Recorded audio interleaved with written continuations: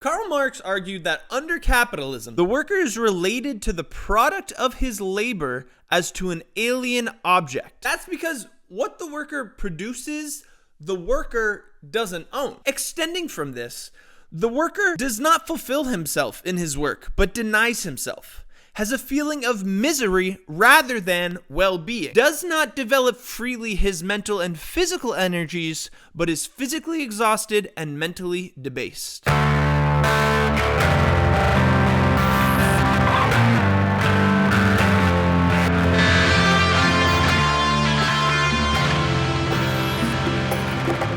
How is it that some 150 years later, Marxist analysis of capitalist alienation is becoming increasingly relevant? Well, coming out of World War II, the working class in the US was very much so feeling the effects of the New Deal, expanded by Truman's Fair Deal legislation and then Johnson's Great Society programs. Bernie Sanders often points out that under the Republican Dwight Eisenhower administration, the top marginal tax rate was 92%, and that's in the 1950s. As a result, while prior to World War II, the share of the top 1% of income earners in the US was 16%, in the first decades after World War II, that fell to 8%. But today, the top marginal tax rate is only 37%, and in 2021, the top 1% of income earners took home 14.6% of all wages. So what happened? Basically,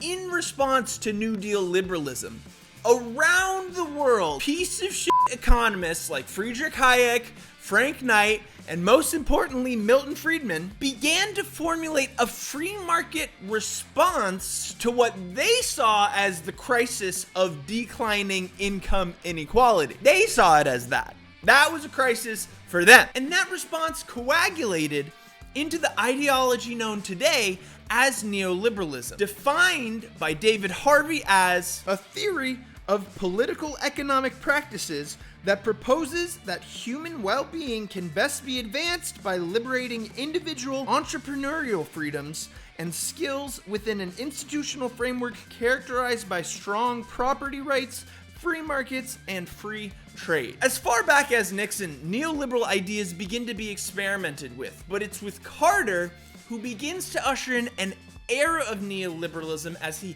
hikes interest rates and deregulates the trucking and airline industries, leading to stagnating wages. Reagan then comes in and supercharges the entire project, slashing OSHA, cutting taxes for the rich. He allows stock buybacks. He slashes $22 billion from welfare programs. And then in 1996, Clinton, in his own words, sets out to, quote, end welfare as we know it, replacing the Aid to Families with Dependent Children program with temporary assistance for needy families, whose roles dropped by 75% by 2014. Oh shit, we didn't fucking...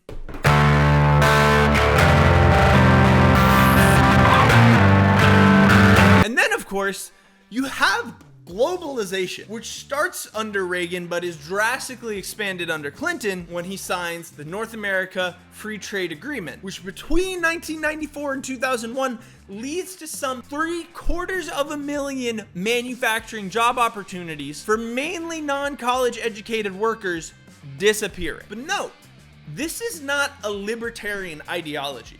Neoliberalism has no qualms with using the state as long as it's to support business. Subsidies for the oil industry continue unimpeded, and when the banks crash in 2008, the government bails them out, no problem, to the tune of $700 billion, as those same banks foreclose on 4 million homes. We're still very much so in the throes of neoliberalism. It's not enough to just call Trump a neoliberal, but you can't understand Trump's policies without considering their neoliberal dimensions. To give just one example, Wendy Brown noted neoliberalism has a business model of the state. And in a March 2017 interview with the Washington Post, Jared Kushner said the government should be run like a great American company. And so this is the logic behind Trump establishing DOGE, the Department of Government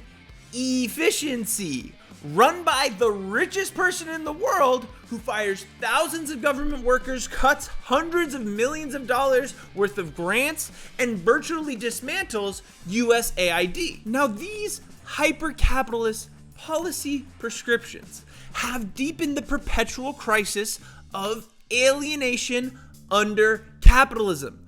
This is discernible in rising student loans and household debt, discernible in the widening gap between what workers produce versus what they're compensated with, discernible in the fact that in 1979, on average, workers worked 1,687 hours a year. But in 2007, that number had increased to 1,868 hours a year. But neoliberal alienation isn't just material. Neoliberalism seeks to commodify you and alienate you from you. A clear example of this is that due to globalization and automation, almost 80% of the workforce works in the service industry, where alienation takes on a distinct form. Your product is no longer simply a physical thing external to you, like Marx was talking about. It's also your actions and how you relate to customers. Hence, it's a service industry truism that the customer is always right. No, they're fucking not. The customer is often wrong. But if you want to keep your job, you're gonna act like you're the one that's wrong. But submitting to commodification isn't enough. Neoliberalism wants more. Neoliberal society expects you to participate in your own commodification. Mark Fisher talks about the movie Office Space, when Jennifer Aniston's character, who works at a corporate coffee chain, gets in trouble for not having enough flair attached to her uniform, which is meant to express the worker's individuality and creativity. Fisher calls this a handy illustration of the way in which creativity and self-expression have become intrinsic to labor under our contemporary conditions of capitalism. When Aniston's character wears 7 pieces of flair, the number of pieces she is told she's expected to wear, her manager asks her if she wants to seem like the type of person who, quote, only does the bare minimum. And as Fisher writes, the logic of neoliberalism tells us enough is no longer enough.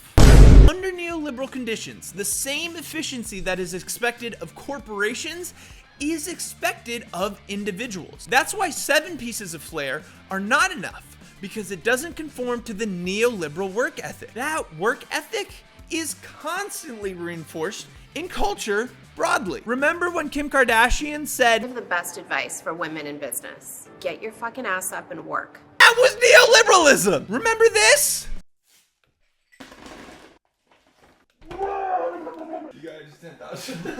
That was neoliberalism! Tell me in the comments your favorite neoliberal cultural moments. But whether we like it or not, neoliberalism is structuring our lives. Increased work hours means declining free time. And of course, free time under capitalism isn't really a thing. Bob Black talks about how free time is really transportation time, recovery time, and preparation time for work. But even what we call colloquially free time has come to be characterized by neoliberalism. And here's where I think things get dark. Fisher notes it's not just the workplace that's fast-paced. Even outside of work, neoliberal culture leaves us overstimulated. And he said that before TikTok was even a thing. Video games, played by over 200 million Americans, are probably the most applicable example of overstimulation. Think about the state of a gamer at the end of a video game session. Are they relaxed and rested, refreshed for a new day? No, it's fucking 3:30 a.m. Their eyes are red and their back hurts because they've been slouching for 5 hours. But it goes one step further than that. Video games themselves have taken on a neoliberal work ethic. Some of the most popular games of all time are described as grind games. These are games that require mental fortitude to conduct repetitive tasks in order to benefit in the game down the line. In Pokemon, you grind tall grass to level up your Pokemon. In World of Warcraft, you grind killing boar for experience points. What are we doing grinding on our free time? What have they done to us? So this is the result of decades of neoliberalism. Corporations rule while the rest of us are class unconscious, worked to the bone, compelled towards a sort of aggravated consumerism and deeply alienated. This context is indispensable to understanding Trump, both his rise and his politics, but more on that later. In the meantime, please like, comment, subscribe. The publishers will look twice at my book where I talk about all this shit.